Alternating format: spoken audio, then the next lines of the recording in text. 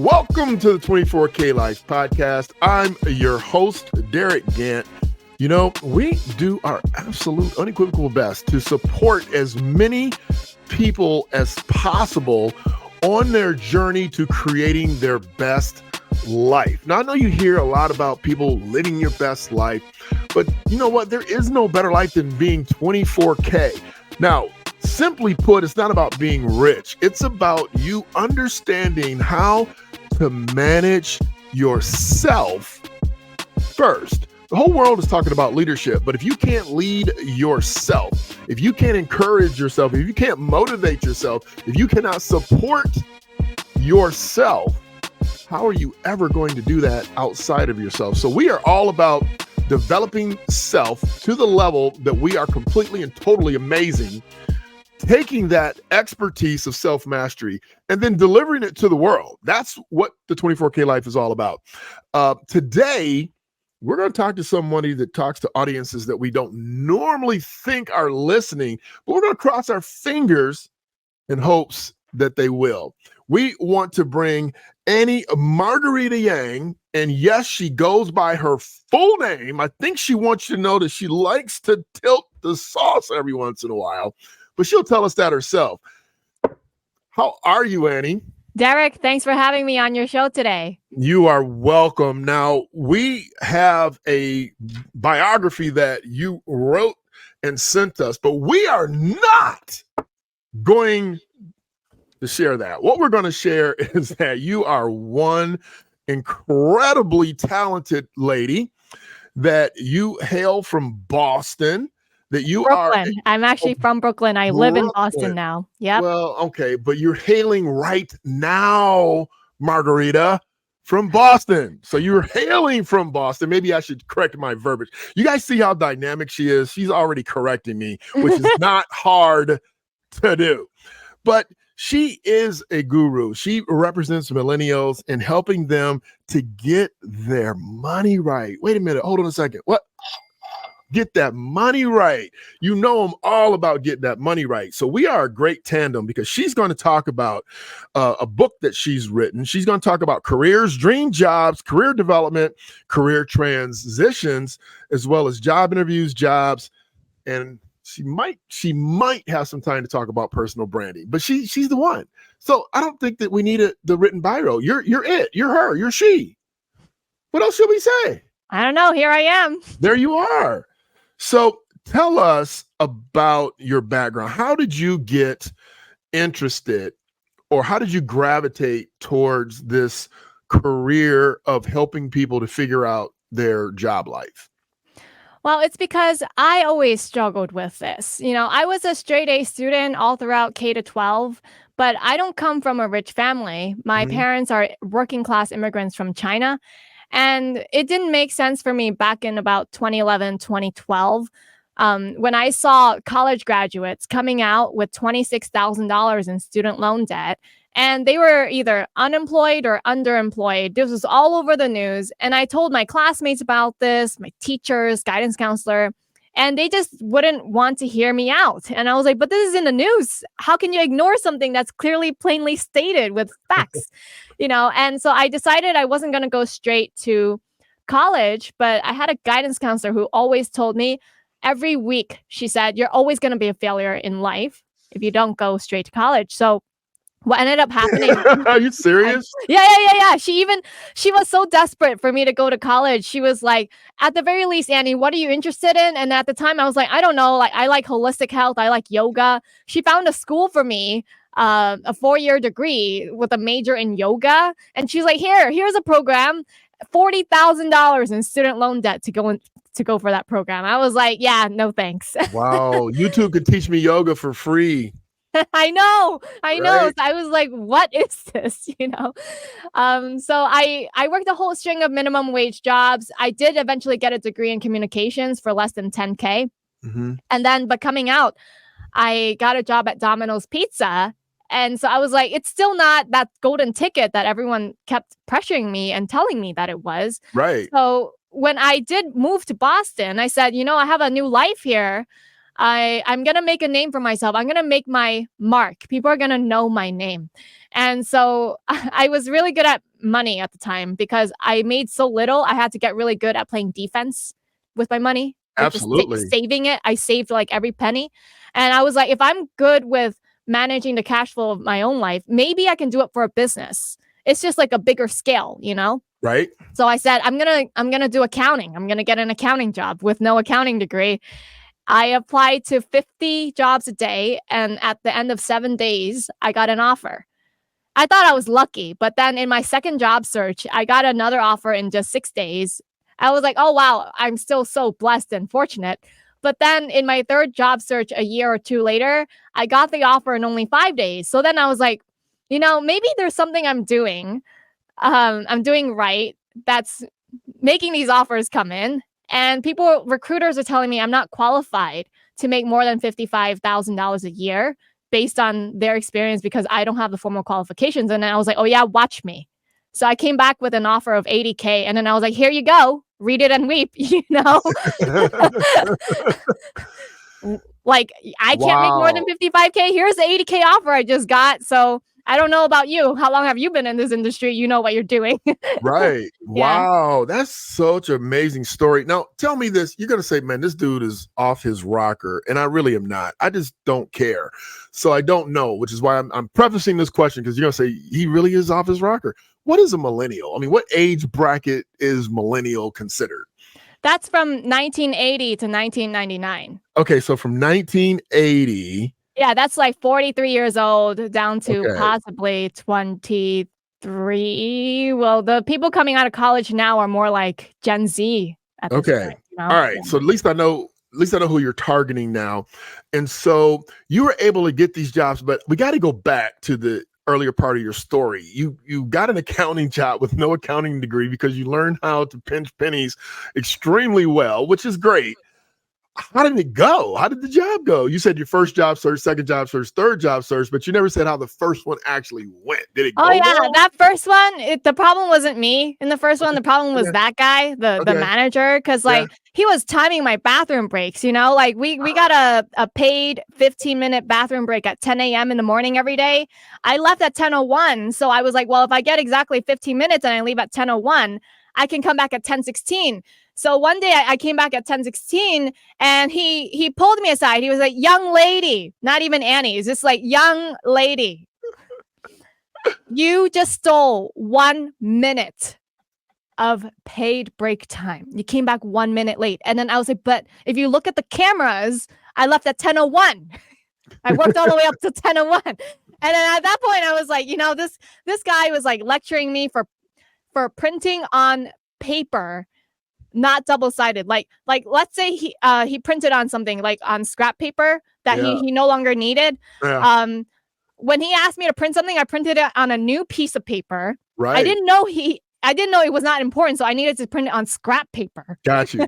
What's so funny? I was like, I cannot handle this little. This is not the environment for me. I got you. What's so funny? You say all that because I'm a paper Nazi. And so I feel his pain on the printing. However, I never expressed it. I just made sure I honored my own paper quirks. I didn't I don't have my team, I will ask them, can you email that to me? Can you show that to me? I don't need you to print that. Or they've learned after so many years that I will say, hey, I need you to print this. But I don't use the word print. I don't want it. But that's just a weird quirk. But luckily for you, you got out of that and you went to the second job search. And then the third, you showed them that 55,000 was more than doable and that you deserved it. I love it. I think it's great. So how long have you been doing? Now, is this the only work that you do, helping people to get their situation together?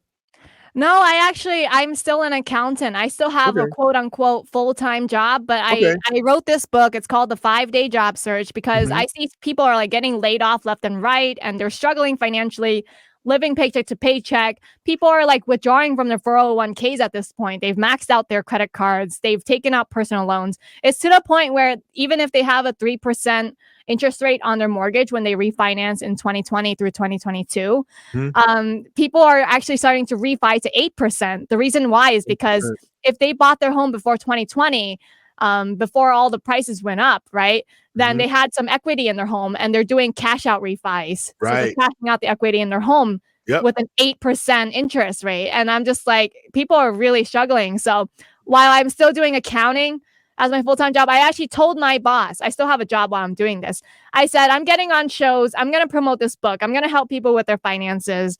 If I have to get on a show in the middle of a workday, I'm going to do that. But I will continue doing my work for you. Right. I'll meet the deadlines. Just don't expect it to be done in the 9 to 5 schedule. Capacity. Right. Yeah. Got you. I mean, you know, I'm an employer. I micromanage nobody doing no thing. If I have to micromanage you, you can't work for me. So my team, and I'm just saying this because I think you're 100% right. Like they ask me questions. I had to take my kid to the doctor. I don't give a rat's tail.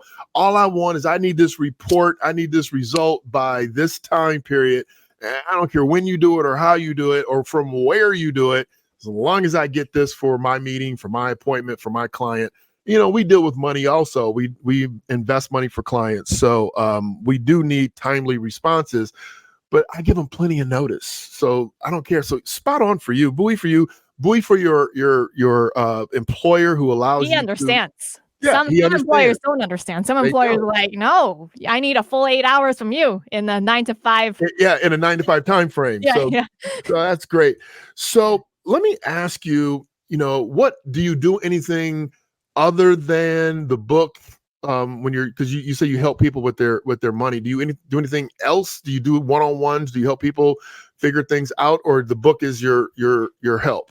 The info products are it. Okay. I kind of like, I've gotten to the point where I'm tired of helping people one-on-one Mhm, because I would hold people's hands, but then they wouldn't do their homework and then mhm, they would wonder why they're not successful. So I was mhm. kind of like, you know what? God helps those who help themselves. So here's the book. I wrote a Yeah, book. If you really want help, buy the book, read it, and then apply what you need from it, kind right. of thing. The I people love it. that I help, people who are I'm helping right now one-on-one, I actually record the sessions and I'm telling them this is gonna be turned into an episode, like a show, where I chop out like the best bits and turn Right. it into kind of like, Gordon Ramsay's Kitchen Nightmares Oh yeah. reality TV Yeah, yeah. kind of thing, where they only take the most dramatic bits out for show. I said I'm gonna do the same. So, whatever you say in these sessions is gonna be public. Watch out. Awesome. I love Yeah. it. They probably do their homework at that point. So No, some don't come back. they just don't come back. Perfect. Yeah. Well, you know, it's really interesting because I have the same dilemma, and you know, my team. So what we do is we play good cop, bad cop. I'm always the bad cop, and I let them be the good cop, you know, because we do the same thing. We give people homework. This is what you need to do between now and the next time we meet. Jesus, what, 20% do the homework, maybe Mm. 25% do it. Yeah, And yeah, sounds about so they never actually have to talk to me. It's the ones that don't do it that, you know, they're still paying. So I expressed to them how bad a financial decision that is to pay us to not implement the strategies that we're giving you that we know and guarantee will work if you do the homework. So let's move on to your book. Let's move on to this book. So you had success the 3 times or more than 3 times, or when you analyzed and did the homework for your book, what did you extract that you were doing that was working so well? Well, I know how to personally brand myself online. I think that's the difference. But I also had Mhm, written a first book before I even did that first accounting job search. I wrote this book called 1001 Ways to Save Money. I took a mhm. workshop on how you can write a book and publish it in only 40 hours. So I did my homework in that workshop, right? I actually followed everything and then I did publish the book. I didn't have any sales at the time in 2017 when it published. But when I was doing my job search in 2018, I did have it on my resume. So right under the line for my education, I also put author of 1001 Ways to Save Money. So that's what Mhm. got me the interviews. And then when I went into the interviews, I was like, I hope you guys know I don't have like the formal qualifications, but they're like, oh, but you see right here, it says you're an author. So we think that's like really interesting. And that's far more impressive than any college degree because like, I mean, who cares? Anyone can get a college degree these days, but how many Right. people write a book? Yeah, you know, it's so funny that you say that on the 29th, and I'm not promoting something that Yeah. I'm doing because this will be aired after we do it. But on the 29th, we are doing a workshop. for people going into 2024 on how to get themselves together. And one of the things that we're doing during the workshop, and we may actually have you come if you're available. It's going to be the 29th, 12 to 3. So check your schedule. But anyway, one of the workshops or one of the discussion matters is how to develop a podcast and how to write your first book. So you've written a couple. I've written one book. It was a toil of torment for me, not being an author. I didn't do it in 4 days like you did. I did it in God, 8 months. So I would love to have amazing you. Because a lot of people take more than a year. Well, no, absolutely. So I would think that what you're saying, I want to dive into a little bit more, because I think that is super. And we're going to get back to your actual book and how you're helping people. But I love the idea that you're talking about this. What separated you from all the other candidates was the personal branding. So I don't think people realize that they're a brand, and that when they're you are a product, and your employer is hiring a product to deliver results in a certain area in a certain way, according to whatever the way they want it delivered. And that you have an appeal outside of the piece of paper that says you went to college. So talk about personal branding in your perspective. And it is on your list of things that you pat yourself on the back for. So let's talk about that.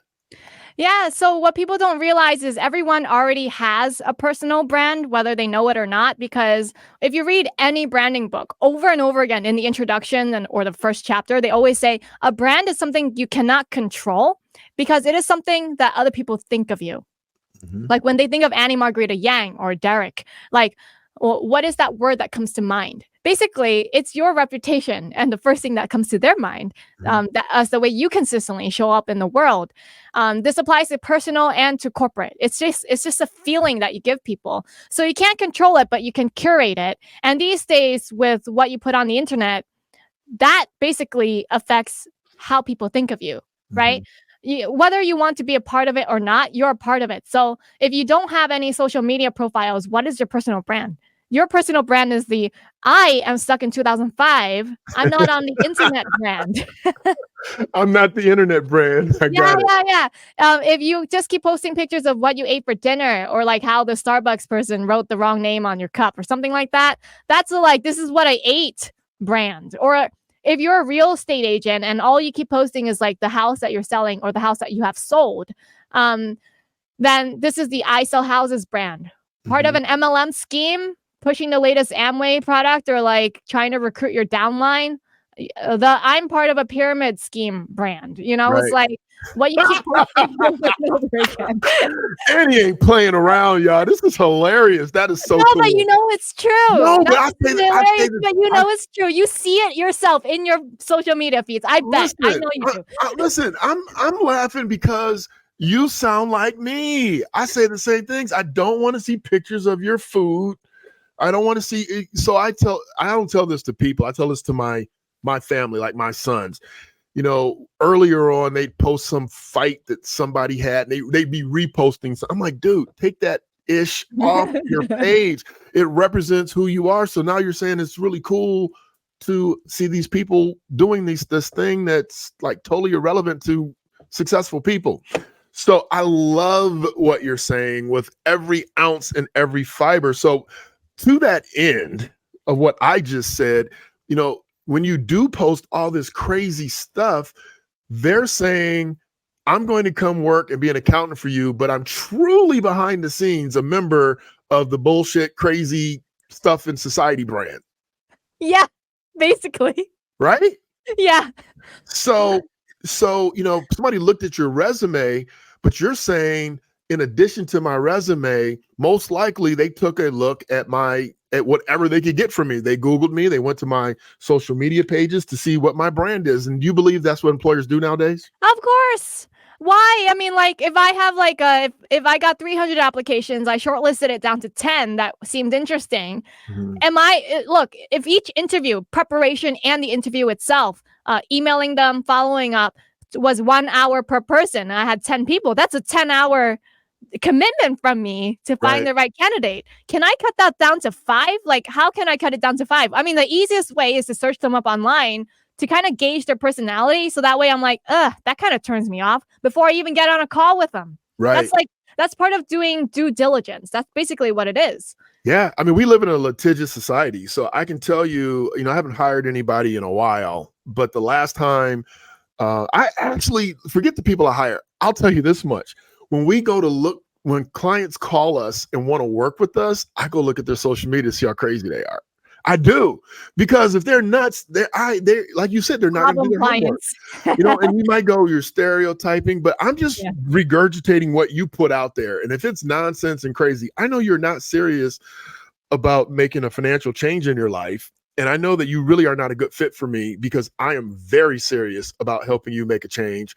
So serious that I'm willing to fire you. We do fire clients periodically that they just talk trash. They don't really want to do what they do, and it's more annoying. And usually I only fire them if one of my managers are like, I can't take it. They say I can't take it, then I know I don't want them. So like, you got to go. And we don't say you're fired. We say, look, we think you can manage this the way you're managing this. We think you can do it. You're doing it great all by yourself. So I'm going to ask you a question before I ask you about the book. And I know I'm not stalling on the book. I'm not, but these questions keep popping in my head. So I have a very good friend. She is, what's between millennials and baby boomers? Is Gen X. Gen X. Okay. Forgotten generation, because you forgot. Yeah, exactly. So she's a member of the forgotten generation. She might be on the tail end of the boomer or at the top of the Gen X. But so I'm a Gen Xer too, based on that one. So she got outsized, right? Doing a great job, but the company got rid of her department. They said, we're getting rid of all of you guys. And so they gave her all of the tools. They gave all the people all the tools. So here's somebody who will help you rewrite your resume. Here's somebody that will help you interview, mock interviews. Here's somebody that can help you, do a job search. So they gave her all the tools, but it's just a really weird economy. In addition to that, coming off of the pandemic, most people want to work remote, and employers are starting to say, come back in the building. All that is a setup to ask you, what would you say for this specific individual, if you could? Now, maybe you need more information, but why is she having such a hard time finding? And she's in the service industry, so she worked in a big national bank, maybe even global bank, and they do credit cards and loans and all that kind of stuff. So she was in the customer service area of that, probably doing north of 80. But man, she's having a hard time finding a gig. Oh, well, the banking industry in general, they're struggling right now. Like the way the interest rates have gone up, which has affected the value of the bonds that they were forced to hold onto based on rules and regulations. Right. They have a lot of unrealized loss. Absolutely. Yeah. And they're realizing it. Yeah. They're realizing it. If enough customers of a bank just simply started withdrawing their money, their cash, they would be forced to sell their bonds at a loss, and it'd be realized, and then there would be a bank run. That's how fragile it is. And at this point, they're starting to. They've been, I think, well over 500 banks, not like branches, but banks, have been using the Fed's emergency lending program to stay liquid. Yeah. But we don't know the names of those banks. We're not allowed to know. It's confidential until 5 years after this is all over. Yeah, until it blows up, like Citizens in on the West Coast. I mean, until it just blows up and then people run on the bank, then we know what was going on with that particular bank. She does customer service. She might have to change industry. She can still do customer service, but for like a different industry. Banking is a little hard right now. It is. All right. So let's say that she's going to go to a different industry to still deliver her amazing customer service skills and abilities. Now we're going to get into the book. What would you say from the book's perspective, not specifically for her, but I'm assuming that inside this book you're talking about the branding portion or other things. So how did you land these 5-day job offers, or what are you recommending? And I do want people to buy the book, and you all can get the book at anyyangfinancial.com. I'm sure they can go on there and get that, as well as any online bookstore, correct? Yes, that's right. And the audiobook is for free. So if they go on annieyangfinancial.com, they can download it for free.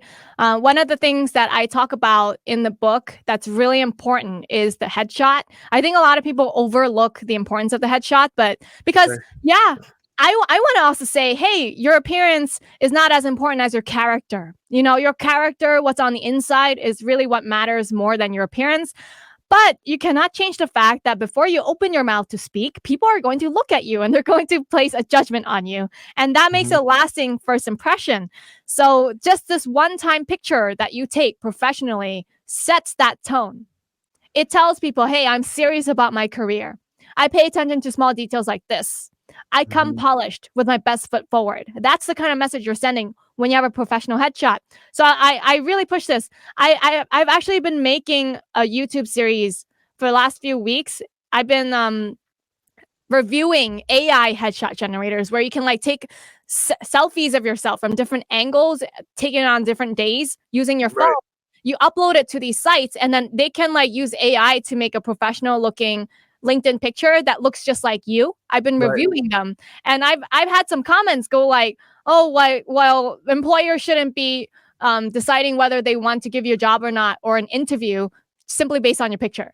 I mean, yeah, I agree, but you also can't, deny that people who get the interviews also have that polished brand, right? Right. So, Absolutely.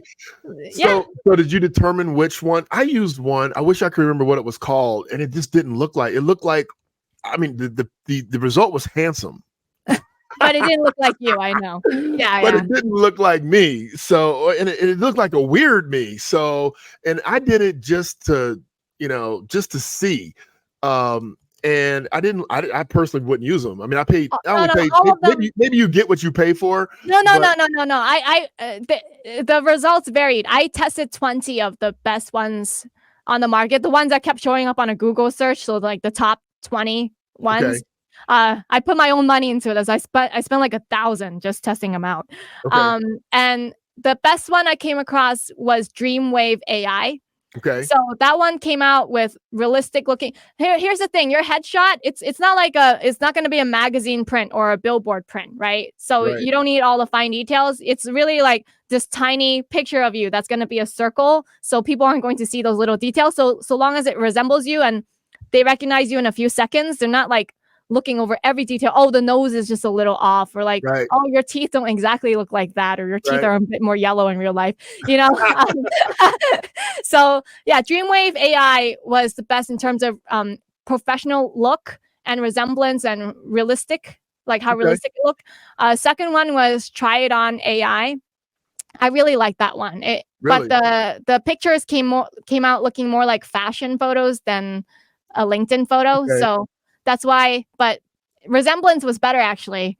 But it's not a fashion shoot. It should be a professional headshot shoot. You know. Unless that's your brand. Yeah, unless you're trying to make it as an actress or something. Who There you knows? go. All right, Um, all right.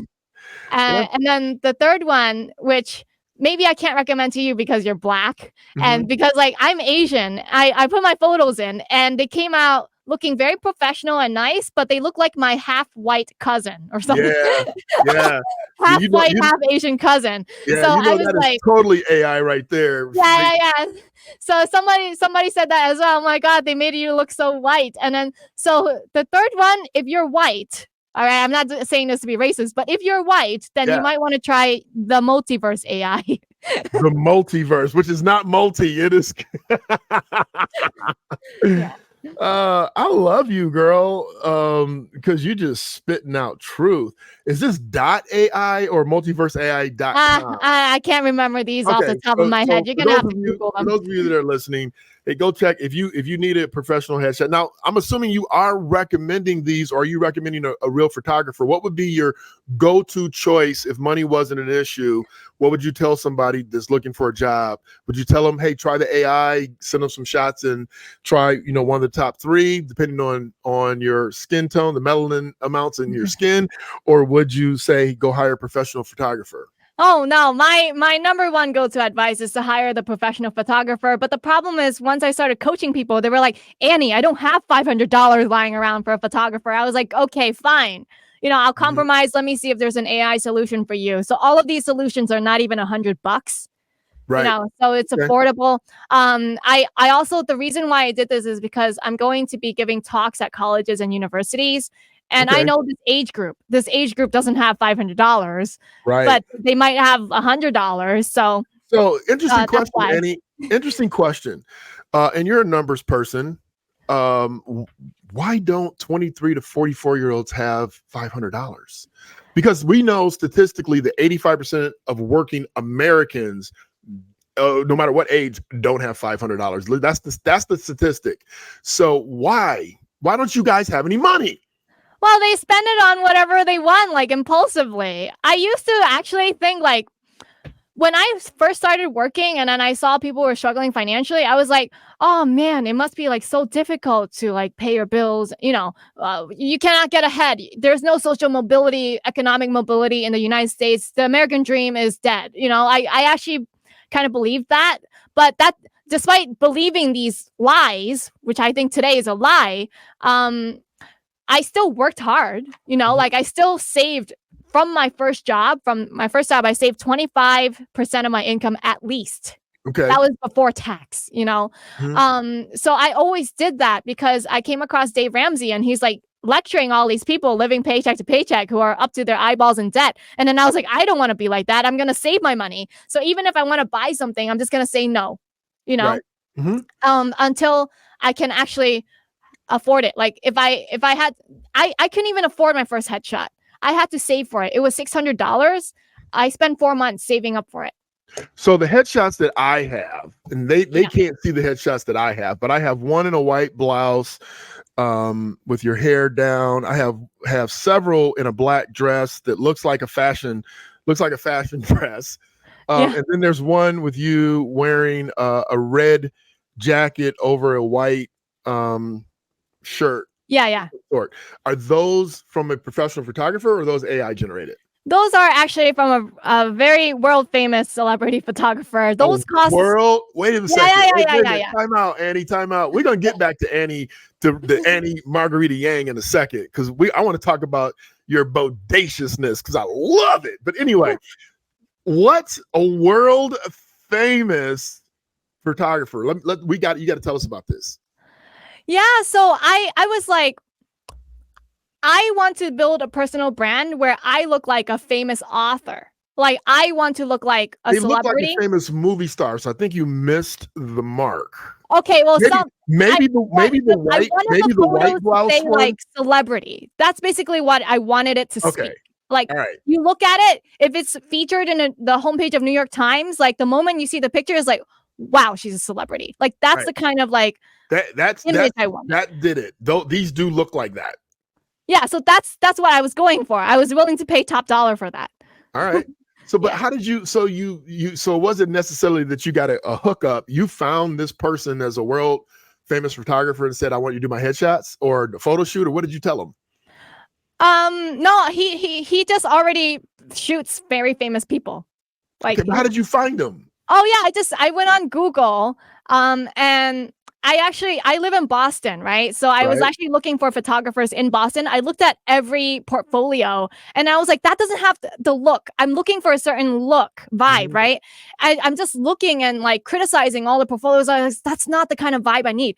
So I couldn't find any in Boston. I was like, this is crazy. I live in a city and I can't find one, but maybe I can find more in New York City. Like if I search for headshot photographers in New York City, I made a list of 90. Yeah, I made a list of 90 based on the Google search results that were popping up in the first 10 pages or so. And then I put it into an Excel spreadsheet. I removed the duplicates that kept showing up so that they only show up once. And then I just went down the list of 90 looking at their portfolios. And then I found Peter Hurley Photography. Like I didn't know he was shooting famous people. I just what I did was I looked at the portfolio and then I was like, I like the pictures.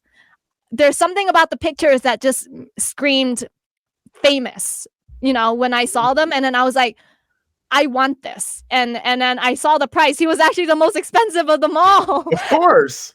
But I didn't know that. I wasn't going based on price. I was just going based on like the look, I like the style. And then yeah, and you said it's worth it. So what did it cost you? And well, so first of all, how long ago was this?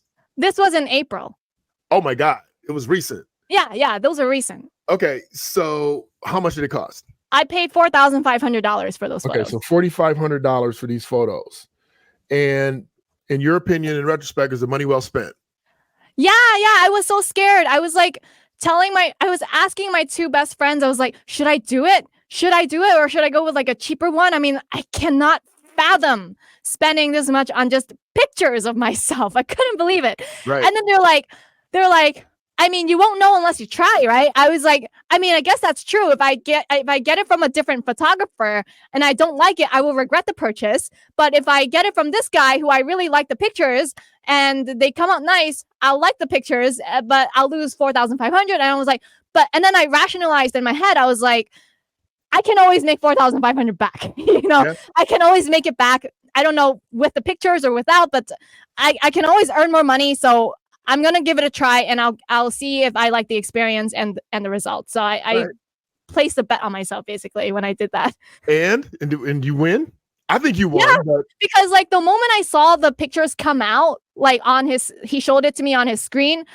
I saw it. I was like, oh my God, I can see a future for myself where I'm very famous. The moment I saw those pictures, but that it opened up that future for me. Yeah, but that wasn't the first time.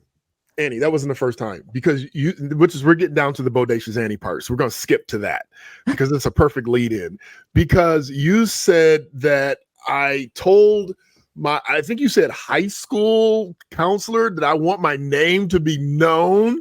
So this wasn't the first time you knew you wanted to be famous. You wanted people to know your name. Where does that come from? Well, I've known since I was 5. I was already telling my parents when I was 5. I was like, Mom, Dad, I'm gonna grow up to be rich and famous. Like I told them that, and they're like, dreams are meant to stay dreams. And then I was like, I've never heard that quote before, but okay, Mom and Dad, go for it.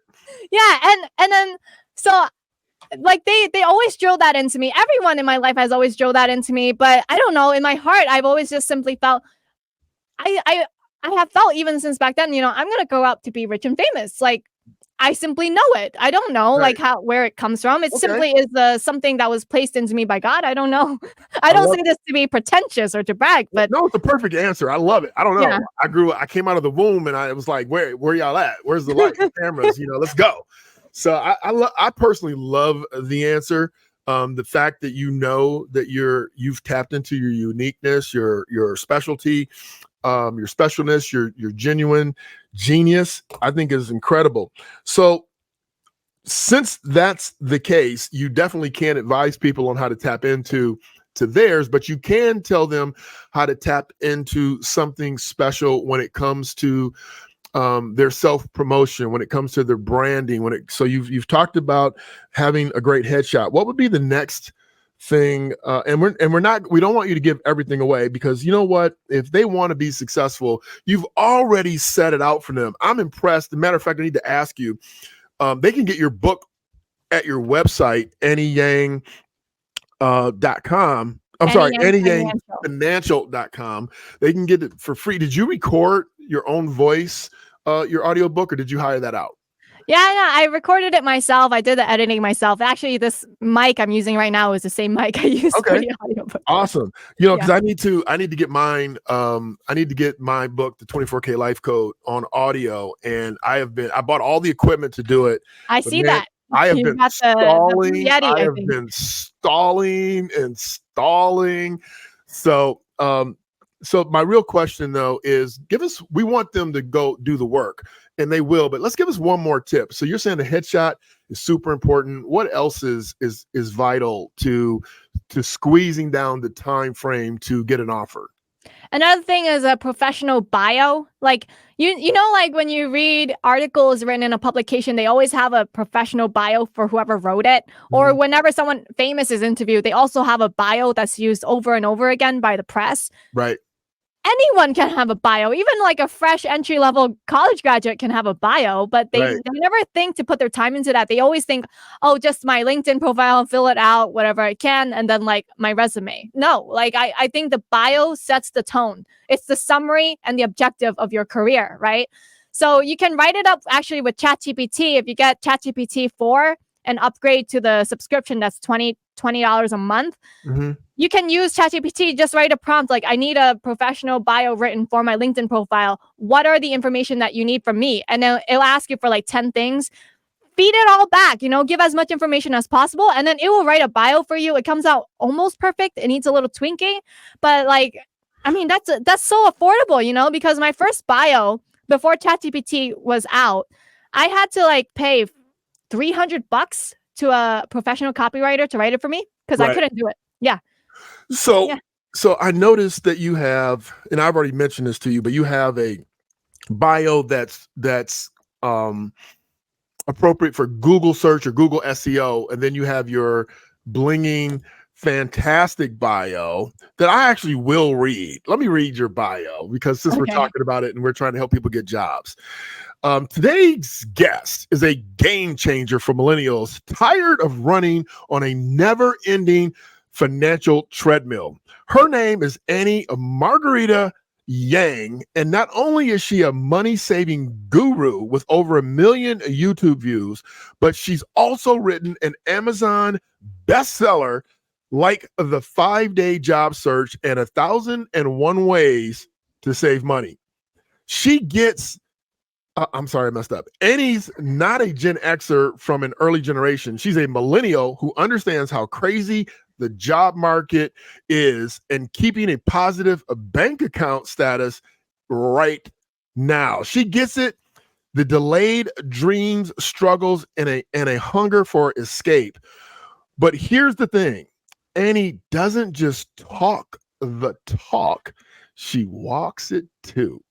That's why I'm excited to have her share some of the systems she's created to make financial freedom more like an achievable goal than an unrealistic dream. And we all know that her parents told her that a dream is supposed to stay a dream.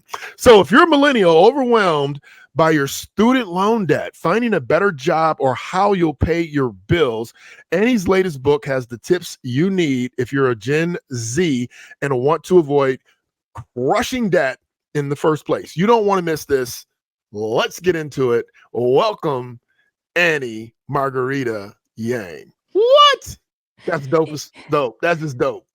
Yeah. Because, actually, when I first got on the podcast shows, they were asking me for my bio. They had the written Google SEO version that people would read. It's traditional, it's conventional, it looks impressive. But then I realized that people would just take the bio and they would read it word for word on the air. And then when I heard them reading it out loud, I was like, it falls flat. I was like, I couldn't tell why it fell flat, even though when you read it in your head, it sounds impressive. But when it rolls off someone's tongue, I was like, that doesn't make me want to listen more to the rest of the show. It's not rock star. It's not celebrity. It's beneath you. It's beneath you. So I had to have a copywriter. I was like, I asked the copywriter to write me a version for reading on air that was more like, Okay. All right. Yeah. So because of that, we're going to read her SEO bio. Here we go. Margarita Yang is the definitive voice in millennial finance, specializing in strategies for beating today's tough economic challenges. She is the author of an award-winning, best-selling new book, The 5-Day Job Search, which helps young professionals get out of student loan debt while finding the ideal job. Definitely doesn't have the punch as the first one I read. So yeah, it's missing that punch. So congrats. So how do you use social media to advance your brand, which advances your book? How are you using that nowadays? Well, nowadays it's a little different because I'm fleshing out so many channels of social media one by one. But when I was actually selling my first book, 1,001 Ways to Save Money, I only had a YouTube following. I built up from scratch a following after I wrote the book. And then, so a few of my videos have gone viral. I've gotten over 1 million views on the channel. I have 18,000 subscribers, and I never sold sponsorships. I always simply said, you can trust my advice, because a lot of people in finance on YouTube, they just peddle some stock or some scam that other people fall for because they make a commission. Right. So I always said, you can trust what I say. I'm not selling you a sponsorship, but if you want to financially support my channel, just go buy my book. Gotcha. So I eventually sold 2,000 copies of the 1,001 Ways to Save Money. So that's how I used YouTube to advance the book sales. All right. Now, is your book self-published? Yes. Both Okay, of them. so here's what you all need to know, because I didn't know this until I decided to write a book, and I did the homework. Do I want to go to a publishing house or I want to self-publish? And oh my God! So anyway, I self-published as well. But here's what you need to know: the average self-published author during the lifetime of sales sells 250 copies of their book. So when Annie comes on and says she sold 2,000 copies of her first book, she is a goddess. She's doing it. She is doing it. Annie, I think you're a 10Xer. I think you're a 10Xer. Everything that you've said so far indicates that you are going to the limit. I am going to analyze photographers. So I'm going to Google 90 of them, not 9, right? Not the top 2 that come up in the sales page. I'm going to Google 90 of them. And then I'm going to not only Google them and look at their reviews, I am going to go to their portfolios until I find my 24K gold. I love you. I love it. I love you. You make me sound amazing. It is amazing. I look, I see myself, I'm like, this is normal, Annie, I don't see it as hard. I see it as totally normal. And I think if I looked at it as hard, I would never get started. So I just look at this as like, this is totally ordinary. If I tell myself this is hard, I wouldn't take any action. So that's why I'm just like, you're hyping me up, bro. I get that. But here's the thing. I think so. I have a picture of myself on my wall in my basement where I work out, and it's just a headshot, but underneath it's got the word relentless, because I believe that anything that you truly want, if you say you want it, and then you actually can't stop thinking about it, that you need to do anything and everything possible to get it. And so that's what you've done, but it sounds like you've limited the energy that you have to expel for that to really happen to the most key important things in your life. So you did that when you were trying to do a job search. I think you said you sent out 70 a day? 50, but a day. Yeah, I thought that was normal as well. Like, I had no idea how other people were doing their job search. So I was just like, I didn't research. I never asked friends. I was just like, oh, I want a job. I think I'll just do 50, like I had no preconceived, expectations or anything like that. I didn't find out until after I landed, more than once in less than a week. I told my friends like, oh, hey, I got a new job. And then they asked me, well, how long did it take? I was like, a week? They're like, a week? A week? I was like, yeah, why? I mean, is there something wrong? Is a week too long or something? And then they were like, no. Like our friends, when they tell us they just got a new job, they've been searching for 3 months, 4 months. And I'm like, how does it take that long? So I had no expectations on that either. So let me share how we're so deeply connected. So the title of my book is The 24K Life Code. The subtitle is The Only Difference Between Mediocrity and Greatness. And what you've shown is that you have got to go above and beyond. That's why I wrote the book, the code. You have a code. Now, your code was executed in ignorance because you didn't know it was not normal to send out that kind of volume. Yeah. But hey, you knew you wanted something, you needed something, and you were willing to do the work. And that's why I'm emphasizing and really honestly reiterating what you're saying, because people need to know that if you want something, you've got to go for it with everything. You got to go all in. That's what Annie does, even though she didn't know at the time that she was doing anything that she was going on in. Annie, before I let you go, do you have a 24K gold nugget that you would be willing to share? And if you've already shared it, just say, I've already given it to you, bro. But if you have a 24K gold nugget that will help any generation in searching for a job or branding themselves, whatever it is you want to share before we let you go, do you have one? Yeah, the final nugget, which is just an reiteration of all the others. Go big or go home. Go big or go home. Annie, what? Yeah. What? I say that on everyone's show. I always conclude it with go big or go home because, like, I applied to 50 jobs a day. That was go big, right? Another thing was maybe because you wrote a book, you're probably wondering what leads to a successful launch. If you did your research, you would know you need to put together a book launch team. Yep. Right. a book launch team that will help you buy the book on the first week, so it brings up the ranking and also leaves reviews for you so that it looks like it's successful. So I messaged 2,000 people one by one. I didn't do mass messaging. I messaged them one by one to ask, would you like to help me support my book launch, right? And then 300 said yes. Then 150 actually gave me their mailing address, so I got to mail them the book. And then out of the 150 that got the book, 80 actually wrote a review. And then on the first week of launch, it said Amazon top new release. And then in the free section of the Amazon Kindle, it was like number 87 in the whole Kindle store. The entire Kindle store across all of the categories. So, and the ones that were doing better than mine were like erotica, you know?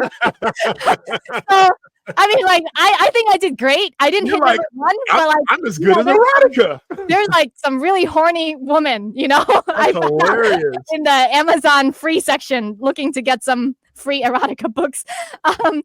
So go big or go home. You know, I had to contact 2,000 people just to do what I wanted to do. I love it, Eddie. Yeah. I love it. I love it. Let me ask you this question for any potential authors, and I do not know the answer to this. Yeah. Did it help? Because I had the opportunity to do that too, and I chose not to, just because I was like, you know, okay, Amazon bestseller. You know, I had to go out there and write 2,000 people to force them to try to do this so I could be the number one bestseller at 10:02 on Tuesday. But has it helped? Because if it helps, I still can go out and do that. It did help, actually, because I got 2,000 downloads. So there were not 2,000 purchases, but that week I got 2,000 downloads. So that's 2,000 people who have never heard of me, who got the book. Right. Okay. Just randomly, because what Amazon does is if it does well, they will also promote it. Like they'll put it in this section, that section of the store. So people have seen it. They came across it. Some of those 2,000, they got on my mailing list. Like they went straight to my site, got on the mailing list. And then it also helped because then I have 80 reviews on the book. So by the time I got on I was ready to go on podcasts and I was like, hey, I'm the author of, you know, the 5-day job search. Of course, I'm sure some of these hosts are like, who the hell is she? Right. Let me look her up. What is this book? And then they're like, oh, it's a real book. You know, it has reviews and everything. And it is a bestseller. So yeah, I'd love to have her on my show. So because of that perception and the brand that I built up from that initial launch, I got booked on 110 shows. Wow, that's crazy, Annie. So I'll tell you what, when Annie reached out to me, I didn't look at any of her stuff. I signed her up because she said, I'm a bad sister and you got a bad podcast and we need to do something. That's why I didn't look at anything. I was like, okay, I see you. Like, okay, let's do it. So I'm glad that we did. I'm more than glad that we did. As much as I have encouraged you and helped you feel better, you have encouraged me with your energy. Matching energy is huge, and you definitely have that. So with that, Annie, thank you so much for donning our show, hailing today from Boston, and dropping so many amazing nuggets. I hope that people dive in and reach out to AnnieYangFinancial.com. Yep. Thank you so much for having me on your show. Remember, guys, download the free audiobook on AnnieYangFinancial.com. Hey, stay right there. I'll be right back, Annie. All right. I love Annie's energy, man. She was 5 years old, came out of the womb and was like, look, I'm going to be special. Her parents told her, dreams are meant to stay dreams. Her counselors told her, you have got to go to college and get a traditional job, and you have to do this and you have to do that. Went so far as to find a yoga school that was going to cost her 2 years worth of wages to pay for those student loans just because she was brainwashed. Annie says, I'll have none of that. None of that. Thank you very much. We're going to go my own way, and we're going to see if we can change the world. And Annie has done that. I am a big Annie fan from today forward. I am not looking for a job, but if you are, you should go to AnnieFinancial.com and check out her book, The 5-Day Job Search. I think the title is amazing. I think that it's spot on for people that are struggling. I know that I'll be talking about it for anybody looking for a change and a transfer or a new job. With that, I'm Derick Gant. I want you to be your best, bring your best. Hey, based on what Annie's saying, go out, buy the book, the 24K Life Code. Go out to AnnieYangFinancial.com, buy her book. You know what? A book might cost you $20. but it's worth $2 million if you apply the tools. What is Annie's book really worth? We didn't ask her what it cost, but what's it really worth if you get that new job in 5 days? Saving you time, increasing your cash flow is worth innumerably more than whatever she's charging for it. Hey, like, share, and subscribe. If you know people are looking for a job, this is a perfect time to buy the book and give it to them as a gift. You need to check out this millennial that's setting the world on fire. Annie Yang. Be well.